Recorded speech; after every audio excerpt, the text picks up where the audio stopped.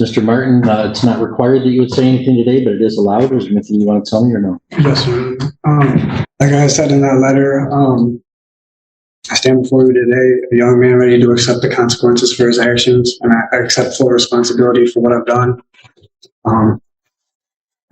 I'm really ready to just move forward past all this and start this next chapter of my life and be a better partner to my significant other and a positive father figure for my child once he comes. Thank you. Thank you. Consider people's recommendation. Thank you, Your Honor. The defendant is 25 years old. At that young age, he already has 5 felonies and 4 misdemeanors, which is significant for such a young age. He's here to be sentenced on possession and delivery of pleas. He has made choices after being offered previous services of probation and incarceration, and here we are today, the second one being committed while he's on bond for the first. I know that sometimes people think, oh, well, having a child changes things, but there's probate courtrooms full of cases where people still continue to make bad choices despite having children. Oftentimes you have to make that decision first for yourself, help others, or be anything for others. And I think that Mr. Martin's actions and choices that the court should follow the recommendation, and I believe that it should be ordered consecutively. Thank you. Thank you, Mr. Martin. If you please stand for the short sentence. Mr. Martin, your lawyer's done a great job for you throughout this case, and you haven't really made your job all that easy. While you've got a pending case for possession with intent to deliver methamphetamine, and she gets you an outcome down to a possession, you're still out there while you're on bond for a serious felony, and you're out there selling drugs and saying gets a controlled buy-in to you while you're on bond in a drug case. That's just a spectacularly terrible decision. When I kind of back up and look at this case, you were, your last sentence was 3 years in prison. So you're on parole from a sentence where you went to prison for 3 years. While on parole, you're involved with Mr. Sayers with enough methamphetamine that it was intent to deliver for sure, and then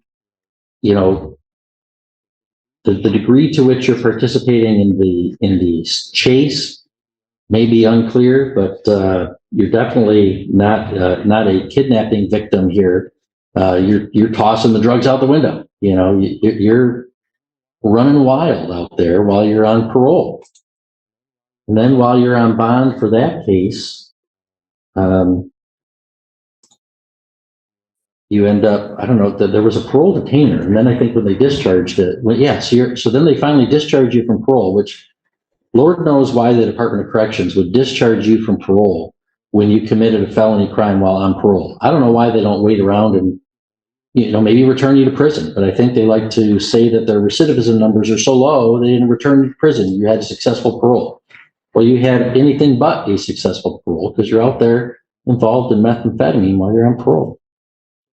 So the parole detainer goes away, and you go out in the community, and you just continue to run wild. And you're selling drugs, and you're selling it to a CI.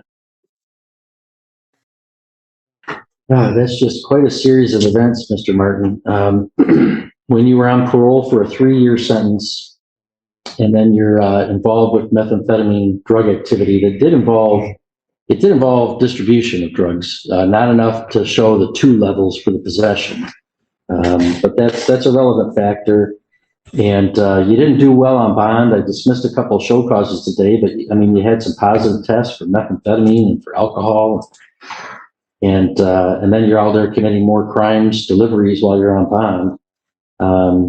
It's unlikely that the sentence goes less than what you had last time, right? When you get 3 years and then you behave in the way you did, usually we're going to ratchet this up a bit. So this is, there's obviously good reasons to even go above those advisory guidelines. I think that for sure, I'm very sure that upper end of that advisory guideline range is a definitely proportionate sentence given these circumstances. So in file 6767, I am going to commit you to the Michigan Department of Corrections for not less than 47 months, nor more than 15 years, exercising my discretion under the habitual offender statute to increase the statutory maximum. I'm going to give you credit for 71 days previously served after the parole detainer evaporated when they discharged you. There's also state costs of $68 and $130 in a crime victims assessment and $200 restitution. In file 6880, this is the delivery while you were on bond for the methamphetamine case. There's restitution of $70, state cost of $68, crime victims assessment of $130. And I will commit you to the Michigan Department of Corrections. Again, I think a term on the upper end of the advisory guidelines is certainly proportional for the fact that you're out there selling drugs while you're on bond for a drug case. So I'll commit you to the Michigan Department of Corrections for not less than 23 months, nor more than 7 years. It is discretionary consecutive, and Michigan does prefer concurrent sentencing, has a strong preference for that. But while somebody's on parole, involved in drugs, and then while they're on bond for that, they're selling drugs, I'm not sure there's a whole lot more cases that call out for consecutive sentencing more than that, just continuing to do that while you're involved in the system. So I'm going to exercise my discretion and run those consecutive, so you get 0 days credit on the second case. Mr. Martin, you can appeal your conviction or my sentences or both by filing an application with the Court of Appeals. If you want a lawyer, I'll give you one, but you have to ask me within 42 days. So we're going to hand you some paperwork explaining the appeal process, ask you to initial one copy for us, and the other one is for you to fill out if you want to take an appeal. Good luck to you, Mr. Martin. Comment your opinion, like the video, and subscribe for more real courtroom moments. Is channel par hum surf courtroom drama nahi dikate? Hum mindset, attitude or consequences dikate hain. Ha case ek lesson hota high. Ha judge ka reaction ek signal hota high. Or ha galti ka anjam hota high. Aapka support high is channel ki real power high. Video ko watch khan kalia dilsa shukriya. Agar age ka case apko interesting lager, to like Zara Karine, comment mine apni opinion share Karine, or channel ko subscribe kana na bulan. Yarn hum facts dikate hain, ego expose cart hain, or justice ka real face samni latte hain. Thanks for watching. Stay smart. Stay aware. Milty hain next courtroom showdown mine.